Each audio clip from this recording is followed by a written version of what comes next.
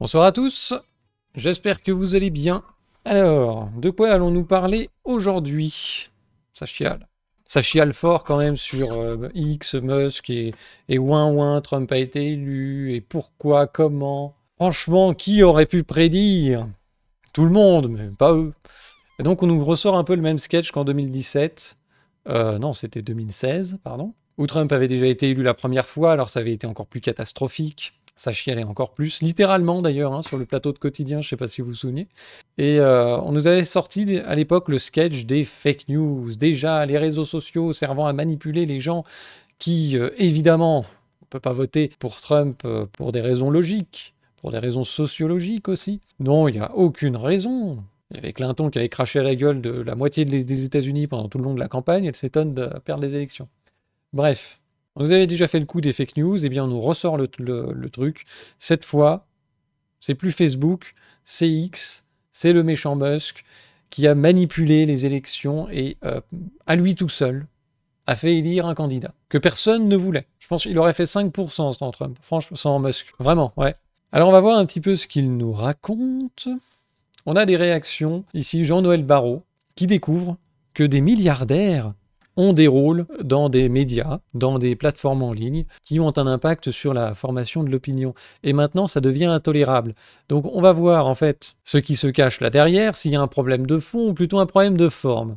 On va écouter ce que nous dit Jean-Noël Barrot, qui ici résume un petit peu toute l'affaire. On verra après notre formidable Stéphane Séjourné, dont il est commissaire européen. On a l'impression que, je sais pas, il sort d'une école primaire de Beaucartier, il sait à peine s'exprimer, il a mis une cravate. Bon, on va bien rigoler. On va voir un petit peu ces deux guignols, et puis on va essayer de comprendre ce qui se passe dans toute cette affaire et pourquoi il chiale.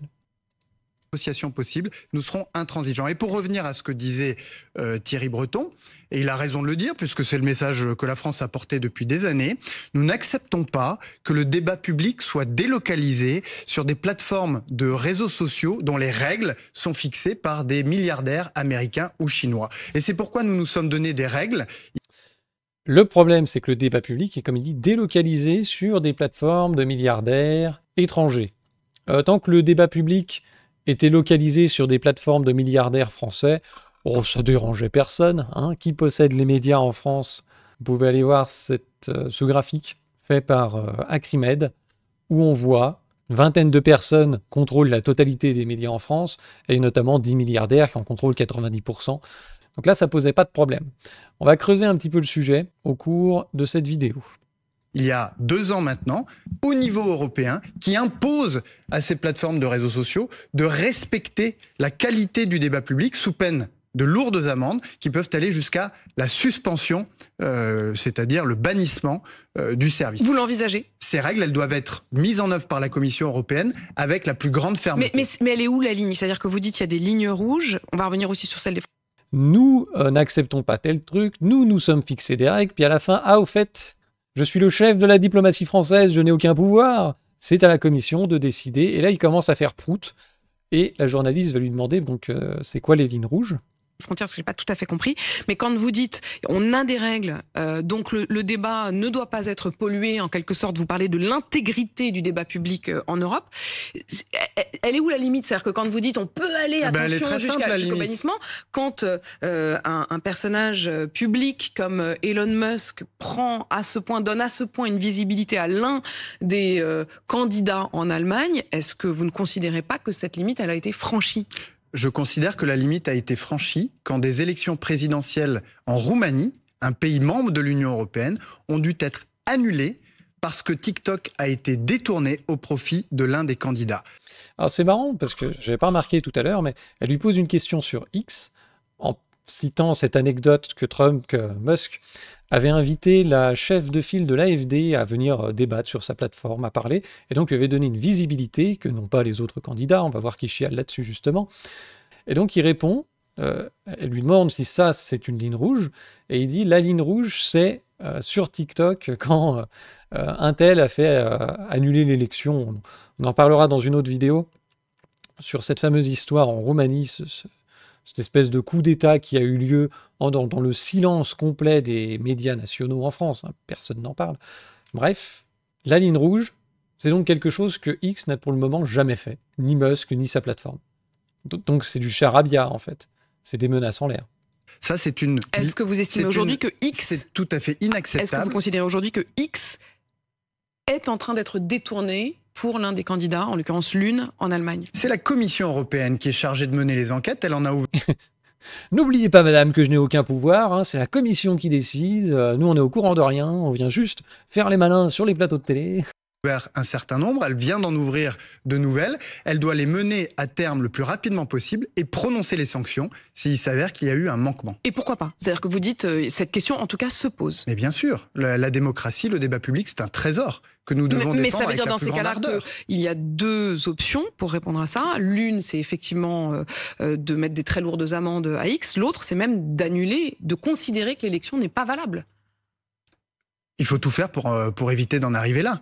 Il n'est pas acceptable que nos processus démocratiques, que nos élections puissent être perturbées par les réseaux sociaux. Mais si on tire le fil, ça veut dire qu'on pourrait aller potentiellement jusqu'à l'idée que les élections en Allemagne soient invalidées. Dans ce cas précis, je ne pense pas. Mais le risque existe puisqu'il s'est matérialisé en Roumanie il y a quelques semaines. Il faut tout faire, et j'appelle la Commission à tout faire pour éviter que cela ne se reproduise. Vous restez sur X, vous, Jean-Noël Barrot? Bien sûr, ça n'est pas à moi de quitter X, c'est à X de quitter l'Europe si X ne respecte pas nos règles. Et ça vaut pour X, ça vaut pour TikTok, ça vaut pour Facebook, ça vaut pour tous les réseaux sociaux. Association possible. Oui, parce qu'il sait très bien que s'il quitte la plateforme, tout le monde s'en branle, en fait. Donc, voilà. La manipulation par les réseaux sociaux, vous allez voir, ça les dérange seulement quand les élections ne vont pas dans leur sens. On va écouter notre Stéphane Séjourné, et puis on en aura fini avec les extraits.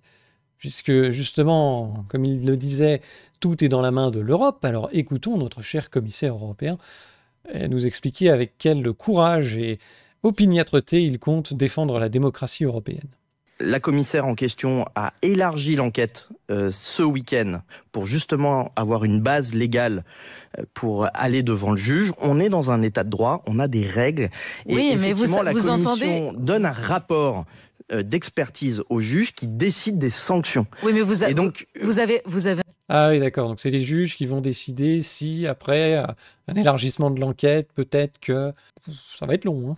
Entendu ce que disent beaucoup de gens en Europe qui disent on a déjà fait l'enquête, pourquoi réactiver cette enquête maintenant? Il faut prendre des sanctions, pourquoi la main tremble? La Commission européenne est-elle tétanisée par Elon Musk? Non, absolument pas. Il y a des règles, elles seront appliquées. Le rapport qui va sortir prend également en compte l'ensemble des polémiques qu'il y a eu ces dernières semaines, donc notamment sur la question électorale et de l'ingérence politique. Le rapport sortira, le juge sera saisi et des pénalités peuvent être très très fortes. Ça peut être sanctionné. Sur des milliards d'euros. Et puis à la fin, oui, bien sûr, et à la fin, si cela n'est pas respecté, à la fin, il peut y avoir jusqu'à une interdiction, une suspension. C'est prévu dans nos textes européens. Waouh, peut-être que dans quelques années, au bout d'une procédure interminable, on aura peut-être fait quelque chose.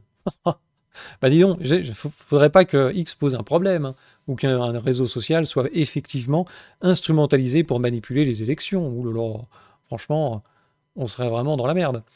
Alors, de quoi s'agit-il avec cette histoire, en fait? L'interférence d'Elon Musk dans les élections en Allemagne, quel rôle pour le fameux DSA? C'est le cadre dans lequel les enquêtes et les sanctions sont prévues contre X qui ne respecterait pas, soi-disant, les fameuses lois européennes.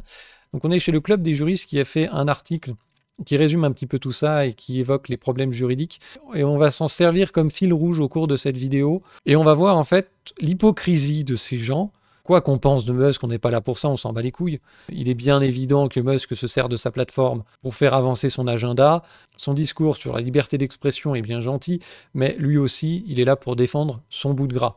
Et le jour où les gens auront envie de dire des choses qui ne lui plaisent pas, ils n'auront pas vraiment le droit de le faire, hein.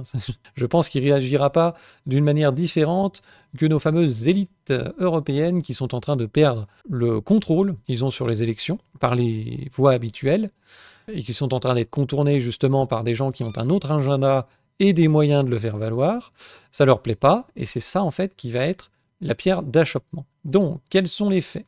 On commence avec notre citation du président Macron. « Si on nous avait dit que le propriétaire d'un des plus grands réseaux du monde soutiendrait une nouvelle internationale réactionnaire et interviendrait directement dans les élections, y compris en Allemagne, Qui l'aurait imaginé? C'est toujours la sidération de cet imbécile. Qui aurait pu prévoir?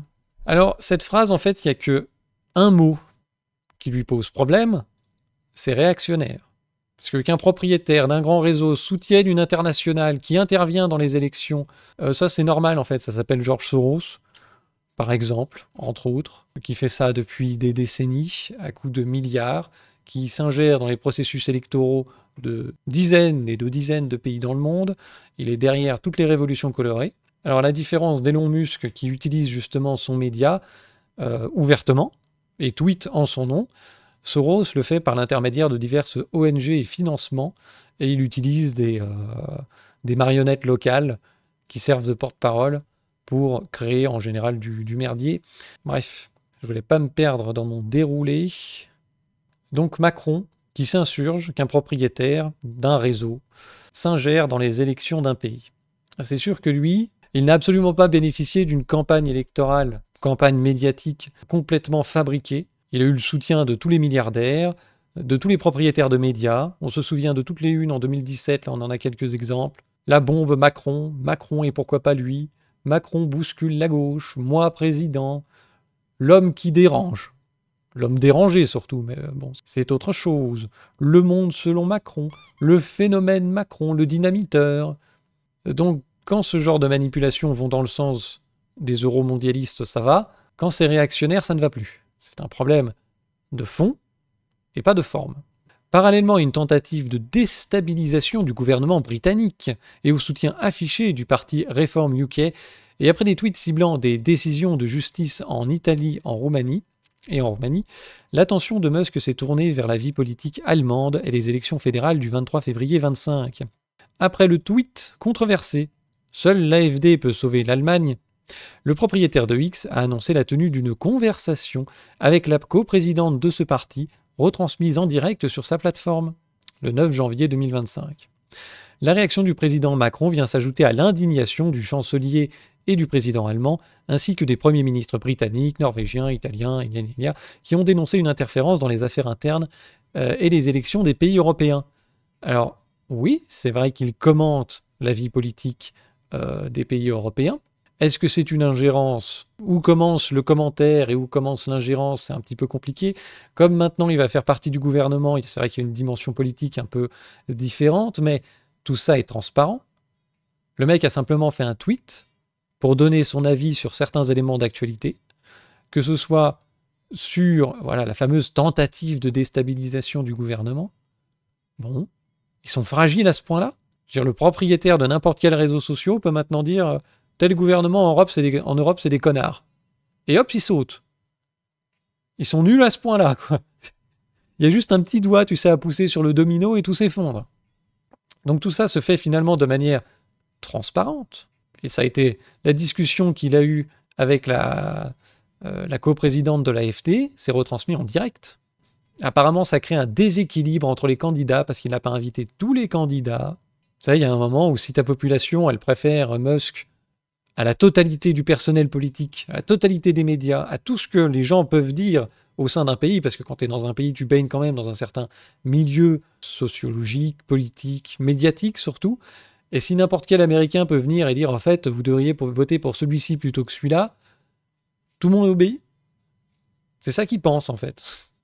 Donc ça dérange, c'est de l'ingérence, il commente la vie politique des pays européens, et donc rien que ça devrait conduire à l'effondrement complet du système, au renversement de n'importe quel gouvernement. Hein. Bon, par contre, quand Obama soutenait Macron, là ça dérangeait moins. Hein, en 2017, Obama a annoncé son soutien à Macron dans une vidéo diffusée 3 jours avant le second tour de la présidentielle. Ce scrutin est d'une importance capitale pour l'avenir de la France et des valeurs que nous chérissons. Obama, le retour, parce qu'il l'avait déjà fait des premiers commentaires. L'ancien président américain s'était déjà invité dans la campagne présidentielle française. Ah, il s'invite, c'est plus de l'ingérence. Je m'invite. Donc il s'était déjà ingéré dans les élections, avec un échange téléphonique avec Macron, largement mis en scène à 3 jours du premier tour. Donc ça avait déjà fait le coup. Il ne s'agissait pas alors d'un soutien, avait précisé le porte-parole d'Obama. Mais non. Bon, ben alors, franchement, hein, qu'est-ce que vous allez chercher? Macron, à cette époque, était ravi. Je suis très heureux, très heureux. Il soutient les mouvements démocratiques. Ouais, oui, il soutient les mouvements démocratiques et justement l'essor européen. Donc voilà, je m'en félicite. Ok, c'était juste une phrase de gamin, c'est pour ça que j'avais du mal à la lire. J'étais content. Le président européen, il a dit que j'étais gentil et je suis son favori et puis il défend l'Europe. Je suis très heureux. Donc là, c'est pas de l'ingérence. Il n'y a pas de souci, on est très heureux, on est très content, on est ravis. C'est pareil, hein, quand Obama s'engage contre le Brexit 2016. Arrivé jeudi au Royaume-Uni, Barack Obama a ouvertement exprimé son soutien au maintien du pays dans l'Union européenne, hein, ce fameux projet visant à faire contrepoids aux États-Unis, MDR, en vue du référendum qui devait avoir lieu le 23 juin. Le président américain a même menacé son partenaire de conséquences commerciales en cas de victoire du non. Mais ça va, il n'y a pas d'ingérence. Bonjour, vous votez comme on veut, sinon on vous casse la gueule. C'est pas de l'ingérence. Évidemment, quand Trump s'ingère dans les affaires européennes, là tout d'un coup, c'est plus le même ton. Parce que en 2016, donc, Trump est élu. Quelques temps plus tard, le Brexit se négocie. On est donc en 2019. Donald Trump est à Londres, défendant un Brexit dur et son ami, entre guillemets, Boris Johnson. Et là, c'est plus le même ton. Le président américain s'est une nouvelle fois affranchi des usages diplomatiques en s'immisçant dans la vie politique britannique avant son départ. Quand c'est Obama, il exprime ouvertement son soutien. Bon, il menace, mais c'est pas grave. Et là, ici, on s'affranchit des usages diplomatiques. C'est marrant comme le ton a changé. Là, c'est pareil quand il était intervenu. Voilà, il annonce son soutien. Il s'invite dans la campagne. Vous voyez que c'est quand même pas le même terme, quoi. Interpellé par différents acteurs politiques au sujet des débordements des longs muscles sur X, la commission choisit une voie prudente. Ils font prout, comme le montrent les déclarations de son porte-parole Thomas Régnier du 6 janvier. Elle poursuit son enquête dans le cadre de la procédure formelle ouverte contre X en 2023, 18 décembre 2023. Ça fait 1 an qu'ils remplissent des papiers, qu'ils se demandent « Oui, alors est-ce qu'il n'y a pas quelqu'un qui est en train d'attaquer notre démocratie et d'utiliser, de manipuler l'opinion publique ? Il faudrait peut-être faire quelque chose, je sais pas, on va bien regarder. » Apparemment, c'est pas évident. Ils avaient moins tergiversé quand il fallait interdire Russia Today. Donc ils enquêtent concernant, entre autres, l'action insuffisante de l'entreprise pour atténuer les risques pour le discours civique et les élections, ainsi que la diffusion de contenus illégaux. La commission doit faire face à une équation complexe qui implique une double nécessité, d'une part celle de respecter la liberté d'expression d'une plateforme de réseau social et de son propriétaire, qui l'utilise pourtant comme caisse de résonance de ses vues personnelles, d'autre part celle de défendre le pluralisme et l'intégrité des processus démocratiques en Europe. Oui, c'est vrai qu'ils sont solides, hein, les processus démocratiques en Europe. Comment naviguer dans cette tension? Le DSA fournit-il le cadre approprié? C'est ce qu'on va voir. Les prises de position de Musk au soutien de l'extrême droite sont couvertes par la liberté d'expression, comme l'est son débat avec Alice Weidel sur X, la fameuse coprésidente de l'AfD. Donc il n'y a pas de problème. Le DSA ne constitue pas un instrument de censure et ne fait pas de la commission le ministère européen de la vérité, décidant de ce qui peut ou ne peut pas être dit en ligne. Voilà. Donc ça, c'est le cadre général. Ce n'est pas un ministère de la vérité. On n'est pas là pour vous dire ce que vous avez le droit de dire ou non, ce qui est vrai ou faux. Mais on va quand même vous casser les couilles et vous allez voir comment. Donc voilà, le DSA tente de percer les mystères de ces boîtes noires, notamment à travers l'obligation de gestion des risques qu'ils mettent à la charge des très grandes plateformes en ligne. L'article 34 du DSA impose aux très grands opérateurs d'évaluer les risques systémiques découlant de la conception ou du fonctionnement de leurs services et de leurs systèmes connexes, y compris les systèmes d'algorithmes ou de l'utilisation faite par leurs services. Ensuite, le DSA exige l'adoption de mesures d'atténuation raisonnables, proportionnées, efficaces et adaptées à ces risques. Donc c'est des trucs assez évasifs, assez larges en termes d'interprétation, de savoir ce qu'on considère comme un risque ou non, et ensuite des mesures pour gérer ces risques qui doivent être raisonnables, proportionnées, efficaces. Voilà. Donc n'importe quel trou de balle européen peut venir t'attraper la veste et prétendre que tu n'as pas bien analysé les risques ou que tu n'as pas pris les bonnes résolutions pour les gérer. Et tout ça, ça dépendra de considérations extrêmement politiques. Et c'est ce qui va se passer, c'est-à-dire que tant que les manipulations, tant que les risques liés aux algorithmes vont dans le sens des européistes, il n'y a pas de problème. Hein. Mais si c'est pour défendre une internationale réactionnaire qui va à l'encontre de l'idéologie de ces gens, là, tout d'un coup, on va considérer que vous n'avez pas bien géré vos risques. On n'est pas en train de vous dire ce que vous avez le droit de dire ou non. Vous voyez un peu la nuance. S'agissant du premier type de risque, effet négatif sur le discours civique et les processus électoraux, il peut être soutenu que la diffusion rapide et à grande échelle des opinions extrémistes et la diminution de la visibilité des points de vue alternatifs, tous deux produites par les algorithmes de recommandation de X, contribuent à une altération du discours public incompatible avec le débat démocratique éclairé et apaisé. Cette situation, combinée à l'avantage significatif et précieux, selon Thierry Breton, qu'offre à la vice-présidente de l'AfD face à ses adversaires politiques la visibilité sans commune mesure du débat sur X, permet de parler d'une manipulation électorale. Musk a invité la coprésidente de l'AfD à s'exprimer sur sa plateforme, il lui a certes donné de la visibilité, c'est déjà de la manipulation électorale. Alors, parlons justement d'équité, de temps de parole, d'avantages significatifs, d'algorithmes qui diffusent des opinions rapides à grande échelle et qui invisibilisent des points de vue alternatifs. Ça s'appelle juste les médias traditionnels. Hein. Présidentiel. Quels candidats les médias ont-ils avantagé? C'était en 2017, ça, hein, oui. Temps d'antenne au 1er février, enfin du 1er février au 9 avril, c'est mis en rapport avec les résultats au premier tour, et vous avez ici le différentiel entre le temps, la proportion de temps d'antenne et la proportion de résultats. Alors Fillon avait eu une grosse couverture médiatique, mais il s'était quand même fait défoncer la gueule sur des histoires de costumes. Et ensuite, vous avez Macron, 20% du temps d'antenne, et il fait 24%. On a ici Le Pen qui fait 18% du temps d'antenne, Hamon qui a eu quand même 17% de temps d'antenne et qui s'est cassé la gueule, Mélenchon qui avait été maltraité dans les médias quand même seulement 11% alors qu'il a fait 19% au premier tour.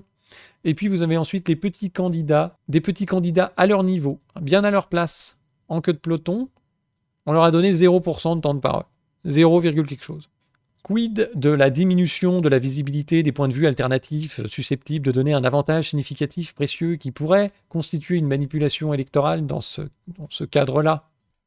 Parce que je rappelle que notre ami Macron, quand on lui a donné 20% du temps d'antenne, c'est sur quelle base?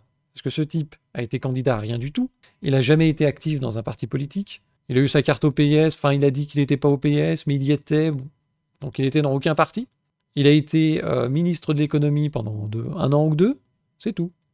Et tout d'un coup, on lui file 20% du temps de parole dans les médias. Au nom de quoi? Des sondages. Ah oui, voilà. Donc, les milliardaires contrôlent les médias, ils contrôlent les instituts de sondage, et en fonction des sondages, on va légitimer le fait qu'on donne de l'audimat à un candidat. Oh, c'est bizarre ça. Rebelote en 2022, Macron 22% du temps de parole pour 28% des scrutins, des voix au premier tour. Le Pen a eu 15% pour 23%, et Mélenchon, toujours pareil, 10% du temps de parole pour 22%. Ça veut dire que Le Pen et Mélenchon, qui totalisent 45% des voix, ont eu 25% du temps de parole. Ils ont fait presque le double de Macron, oui, presque le double de Macron en voix, avec autant de temps de parole. Donc il y a un rapport de 1 à 2, donc il y a eu manifestement un avantage significatif accordé à Macron par les médias, au nom de critères qui sont tout de même assez discutables. Hein. Autre manipulation médiatique, là c'est plus dans l'actualité, on aurait pu en prendre plein d'autres. Hein. Des SMS obtenus par la justice dévoilent l'incroyable mobilisation aveugle de l'état-major de BFM pour sauver le soldat Sarkozy, une manipulation allant jusqu'à l'orientation des sujets diffusés à l'antenne par la collaboratrice de l'ex-président. En fait, il y avait le patron d'Altis qui discutait avec la collaboratrice de Sarkozy pour créer des émissions favorables à Sarkozy afin de lui sauver le cul dans l'affaire des financements libyens. Donc là, c'est pas du tout un avantage significatif susceptible de remettre en cause des élections ou de manipuler l'opinion publique. Là, ça dérange plus. Tout va bien. On s'en fout. Donc vous voyez que c'est vraiment le fil rouge, c'est pas un problème de forme, le problème c'est pas la manipulation par un propriétaire d'un média ou d'une plateforme, le problème c'est plutôt la nature de ses propos et de ses opinions.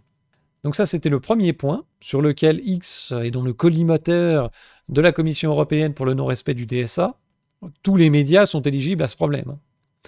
Quant au deuxième type de risque, effet négatif sur le pluralisme, intimement lié au premier, L'accent est placé par le porte-parole de la Commission sur la nécessité de l'absence de traitement préférentiel ou de visibilité accrue de certains types de contenus. Il faudrait quand même pas favoriser un candidat ou une opinion. C'est vraiment pas le genre de la maison, ça n'arrive jamais. C'est vraiment Musk qui est en train d'inventer ça et de casser notre démocratie. La Commission affirme que ses fournisseurs devraient envisager de veiller à ce que les systèmes de recommandation soient conçus et adaptés de manière à permettre aux utilisateurs de choisir et de maîtriser véritablement leur flux d'informations en tenant dûment compte de la diversité du pluralisme des médias. Allons donc. Il ne faut pas mettre en avant un type de contenu ou qu'il y ait un traitement préférentiel pour certains médias. Il faut respecter la pluralité. Tous les médias doivent pouvoir s'exprimer, en particulier les médias mainstream. Parce que c'est ça aussi le discours qu'on nous sort depuis 2017 et la lutte contre les fake news.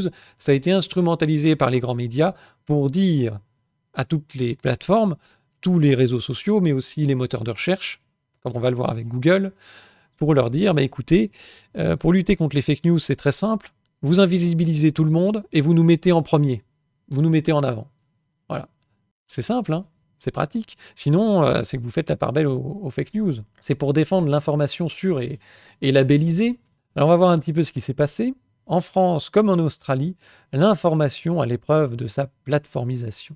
Google et les éditeurs de presse ont conclu des accords historiques en France et en Australie, mais ces ententes bénéficient surtout aux grands groupes médiatiques et vont à l'encontre d'une offre d'information véritablement pluraliste.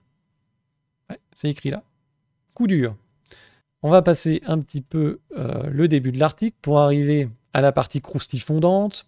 En fait, ça relate surtout une entente entre Google et l'association, l'Alliance de la presse d'information générale, le syndicat des médias mainstream. Ils ont fait un accord cadre autour de la rémunération du droit voisin. Quand Google utilise ou republie des articles, il faut que les médias touchent de l'argent. Voilà, en gros, c'est ça. Et Google en a profité, en fait, pour mettre la main, disons, pour influencer les rédactions. Et ils leur disent, on veut bien rentrer dans votre jeu, mais vous rentrez aussi dans le nôtre. Et donc, vous allez devoir utiliser nos codes à nous, nos méthodes à nous, nos logiciels. Et puis, bon, en échange, on peut aussi vous mettre un petit peu en avant. Hein ? Quand plateformisation rime avec collusion, les éditeurs ne sont pas placés sur un pied d'égalité vis-à-vis des plateformes. Ils ont un pouvoir de négociation très variable qui dépend en premier lieu de la valeur des informations, mais aussi de leur influence politique, leur puissance économique et l'étroitesse des relations établies, parfois de nature interpersonnelle, avec les firmes de l'Internet. L'accord entre Google et la PIG illustre bien ces relations de prédilection à l'échelle collective, puisque cette organisation a pour l'instant obtenu des conditions privilégiées, mais aussi à l'échelle individuelle, puisque certains membres de la PIG ont été particulièrement bien traités au niveau pécuniaire. Ce type d'entente n'est pas sans conséquence sur le pluralisme de l'information offert aux internautes, puisque les entreprises élues par les plateformes, déjà dominantes et bien installées, disposeront d'un surcroît de ressources au détriment de structures plus réduites, dont la viabilité pourra même être fragilisée. Il y a donc une inégalité de traitement entre des médias qui sont bien vus par les plateformes et qui vont pouvoir avoir de jolis accords, toucher beaucoup d'argent qui est généré via les trucs genre Google Actu et Continu et compagnie. Et puis il y a d'autres médias qui ne sont pas dans les bonnes grâces des plateformes, qui n'auront pas un sou, qui iront se faire voir, donc ils auront moins d'argent, donc moins de contenu. Voilà, c'est le chat qui se mord la queue. Une telle collusion sur le plan des relations sociales et des gratifications économiques se double aussi d'une forme d'interpénétration éditoriale, formant ce qui peut être qualifié de collusion. Elle est illustrée par les facilités fournies par Google à certains éditeurs pour voir leur contenu apparaître de façon la plus naturelle possible, l'interface graphique du showcase dans Google News, ou être poussé au plus près des internautes, personnalisation via Discover dans Google Search. Oh, les médias mainstream sont avantagés par Google dans les résultats de recherche. C'est étonnant, ça. Ces facilités sont intéressantes pour gagner en audience, voire pour convertir un simple visiteur en abonné, avec la simplification des transactions via Subscribe with Google. Le cas australien montre également que Google peut proposer des accords de partage de revenus pour la diffusion de contenu sur YouTube aux groupes médiatiques à dominante audiovisuelle, et vous pouvez d'ailleurs faire l'expérience. Vous cherchez n'importe quel sujet d'actualité dans YouTube, vous n'aurez que des médias mainstream sur les 30 ou 40 premiers résultats de recherche. Avant de tomber sur un indépendant, un youtubeur, un petit média, même des médias alternatifs, zéro, que dalle. Voilà. Donc ils sont pas vous ne pouvez pas trouver dans l'onglet recherche. Donc il faut attendre que le gars apparaisse sur votre page d'accueil. Il y a des gens qui disent tiens, je découvre ta chaîne, c'est vraiment très intéressant. Il était sans doute intéressé par ce type de contenu auparavant, mais il aura fallu attendre des années avant que YouTube le mette une de mes vidéos en avant et qu'il clique dessus. Et donc tous les médias mainstream ont un énorme avantage, que ce soit sur Google, que ce soit sur YouTube, là ça pose pas de problème. Mais je croyais qu'il ne fallait pas qu'il y ait de traitement préférentiel ou de visibilité accrue de certains types de contenus. Il fallait privilégier le pluralisme des médias. Oh, donc ça vaut pour X, parce que maintenant c'est tenu par Musk, qui a un discours que ces gens n'aiment pas. Mais quand c'est Google qui met en avant les médias mainstream pro-européens, là il n'y a pas de souci. Cette entente de nature oligopolistique est susceptible d'aggraver la fragmentation de l'espace public numérique où, aux côtés d'une information mainstream largement présente sur les plateformes dominantes et offerte sur un plateau, voire de façon personnalisée aux utilisateurs, tentera d'exister une information alternative produite par des acteurs indépendants beaucoup plus difficilement accessible pour le commun des internautes. Est-ce que c'est pas exactement ce qui est reproché à X et que j'ai pas les détails de l'enquête? On peut légitimement penser que Musk se sert de sa plateforme pour faire avancer son agenda à la manière de tous les autres. N'empêche que, visiblement, ça dérange les tenants du manche seulement quand ça va dans un sens. Encore une fois, c'est pas un problème de forme, c'est un problème de fond. Donc les enquêtes de la commission vont nécessairement prendre du temps, car il faut établir avec soin la preuve des allégations, et comme tout ça est complètement subjectif, ça va tomber à l'eau. Mais on va nous casser les couilles tous les mois sur le thème. Il y a des enquêtes, la commission est en train de voir sur les manipulations de Musk, gna gna gna. Ça va durer des années, il n'y aura rien, parce que c'est de la foutaise, c'est complètement subjectif.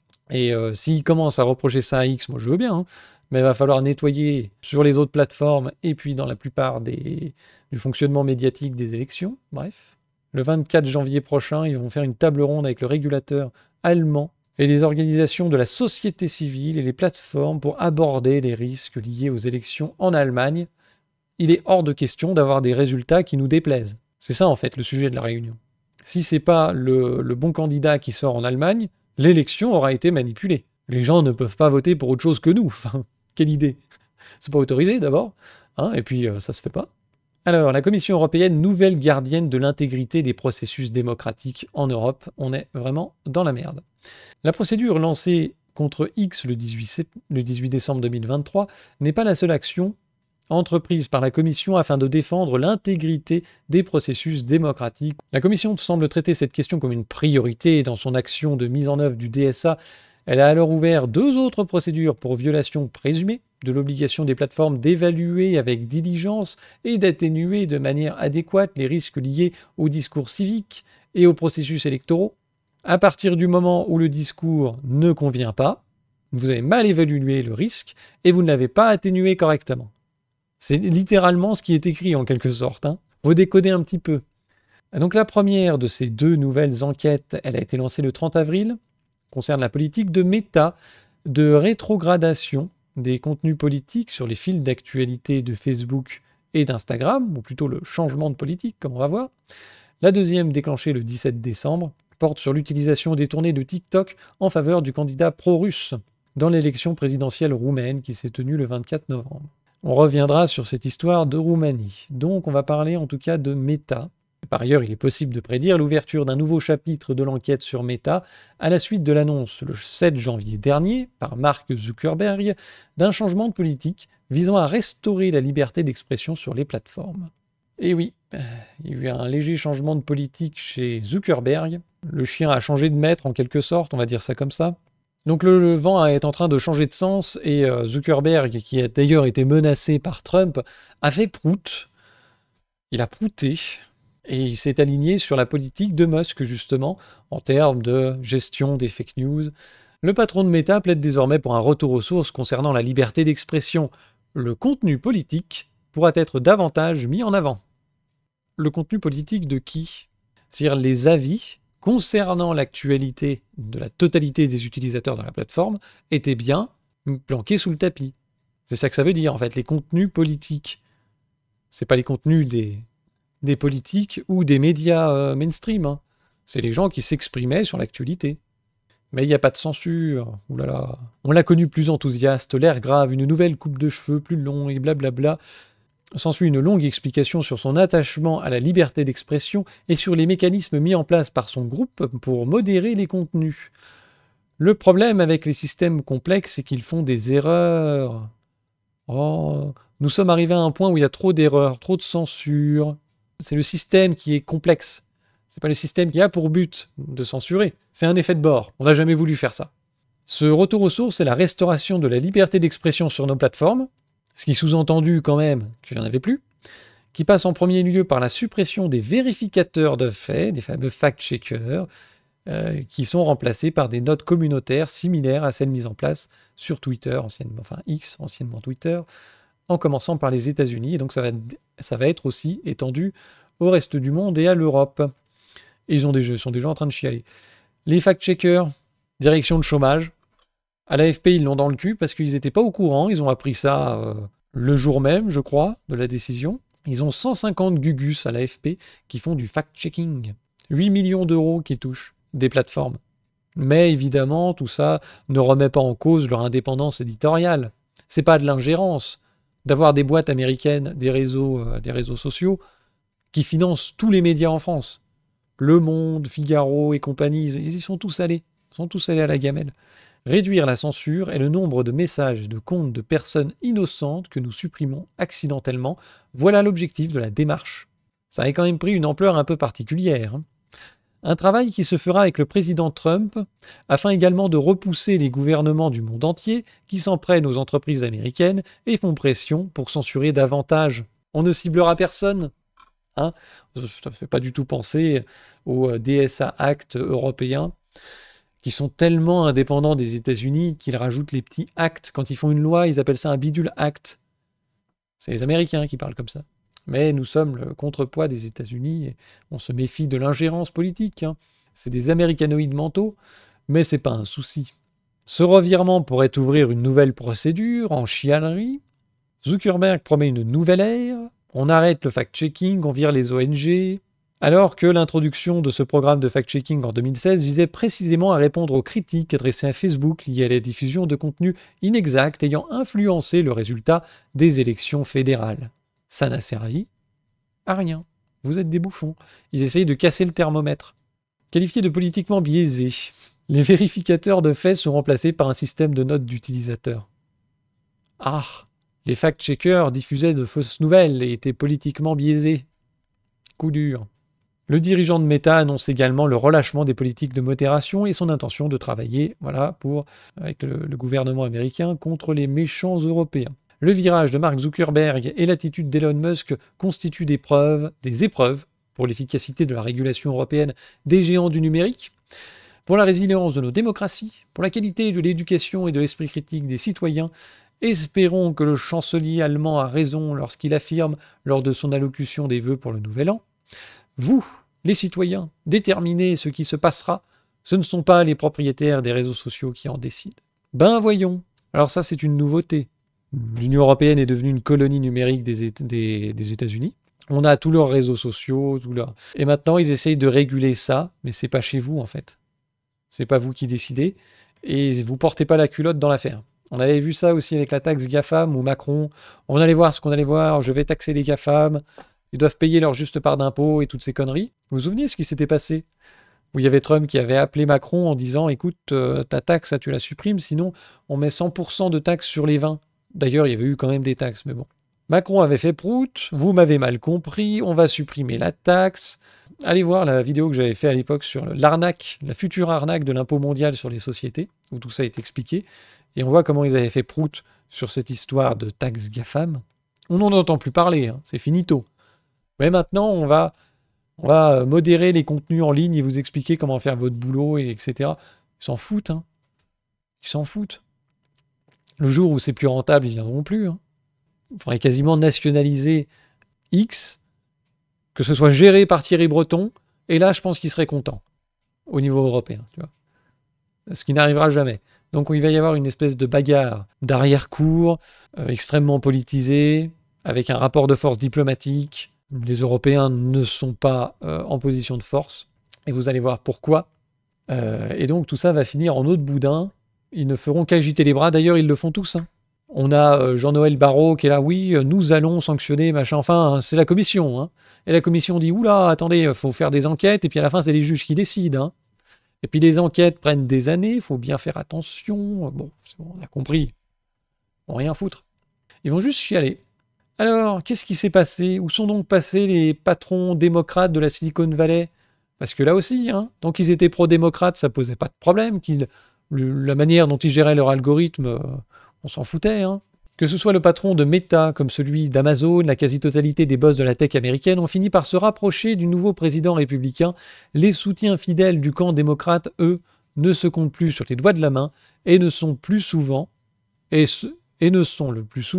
plus aux commandes de leur entreprise. Où sont donc passés les démocrates de la Silicon Valley, ex-bastillon des Blue Voters, qui avaient largement soutenu en leur temps les candidatures de Barack Obama, puis d'Hillary Clinton? Oh, comme c'est bizarre, là ça gêne personne. Personne ne s'était insurgé sur le thème ces propriétaires de grandes plateformes, des grands moteurs de recherche, qui ont une influence énorme. Ils soutiennent Barack Obama et Clinton. L'idée qu'ils puissent après utiliser leurs entreprises pour soutenir ces candidats dans la coulisse, là, ça gêne pas. Tiens. Ce qui est très drôle, parce qu'on nous parle de Musk qui fait trois tweets. Ça fait élire Barack Obama, ça fait élire... lapsus. Musk, avec 3 tweets, aurait fait élire Trump. Mais le système électoral américain, c'est n'importe quoi. Hein. Déjà au niveau des financements. Voilà, Bill Gates a versé 50 millions de dollars au camp démocrate via une organisation à but non lucratif. Son épouse Melinda a mis aussi la main au portefeuille, plus de 900 000 dollars. La veuve de Steve Jobs a aussi lâché 900 000 dollars pour financer Joe Biden et Kamala Harris. Perte d'influence. À la différence souvent des supporters de Trump, les quelques adeptes d'Harris n'ont plus tout à fait la même influence dans le monde des affaires. Beaucoup ont abandonné les fauteuils des grandes entreprises qu'ils dirigeaient et avaient parfois eux-mêmes contribué à lancer. Ainsi, Dustin Moskovitz, qui avait cofondé Facebook, a-t-il été l'un des plus gros contributeurs du fonds Future Forward, réputé soutenir Kamala Harris. À lui seul, il a mis 38 millions. Et hop, il n'y a plus rien, tout s'est envolé. 38 millions dans une gourde qui fait que rigoler. Mais l'ex-compère de Zuckerberg n'exerce plus d'influence directe sur les affaires du réseau social depuis qu'il a quitté l'entreprise en 2008. Donc avant, c'était pas un problème.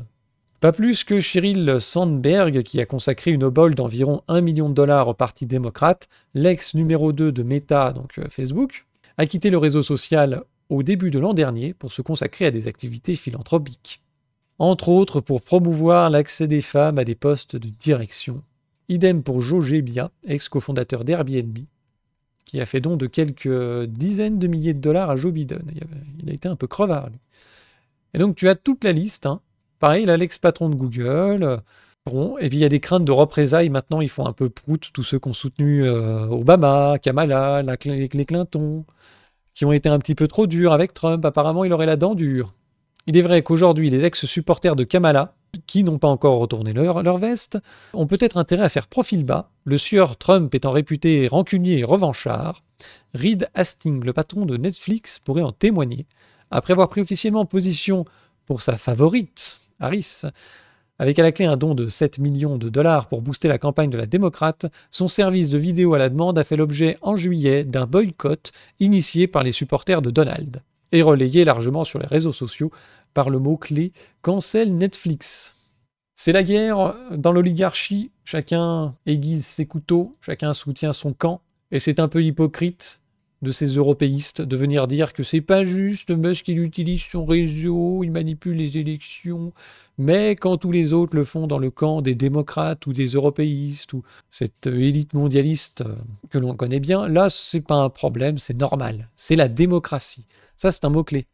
La défense de leur camp à eux, c'est la défense de la démocratie. Ah, tout d'un coup, tu as compris. C'est juste un mot codé. Donc là, c'est un autre article dans la même veine. Hein.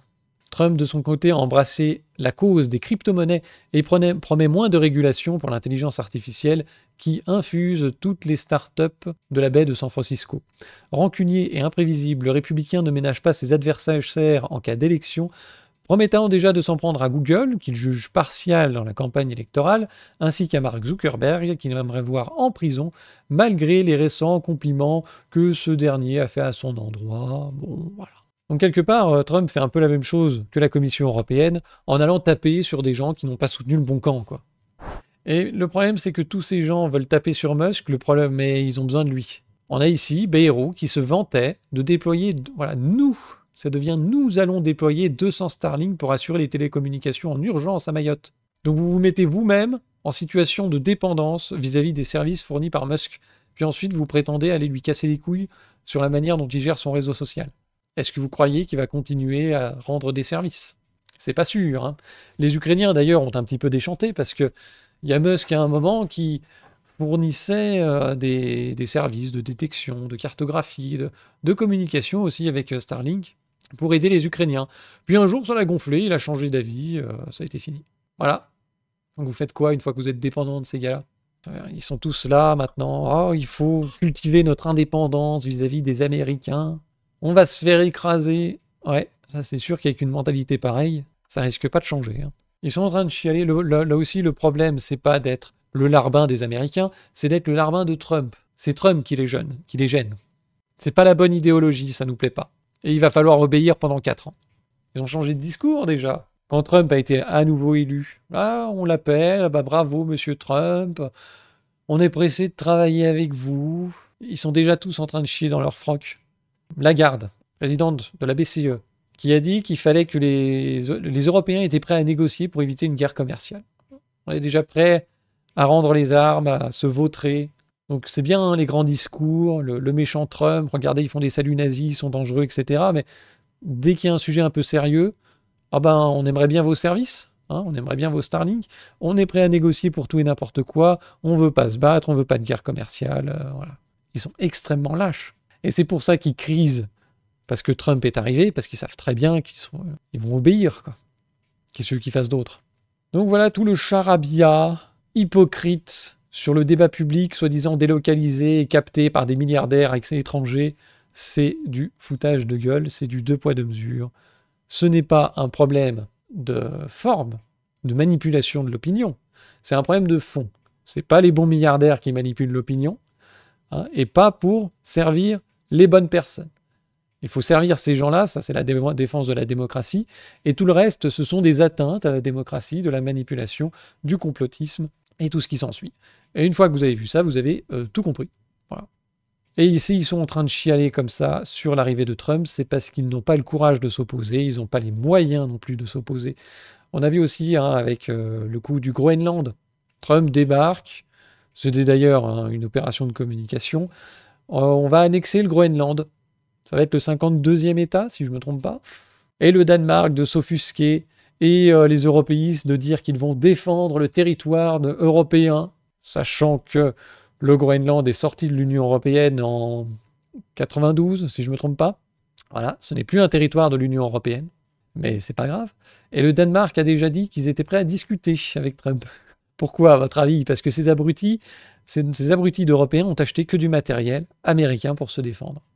Ils ont acheté 600 F-35 qui sont des merdes volantes, et ces 600 avions ne peuvent pas décoller sans l'autorisation de Washington.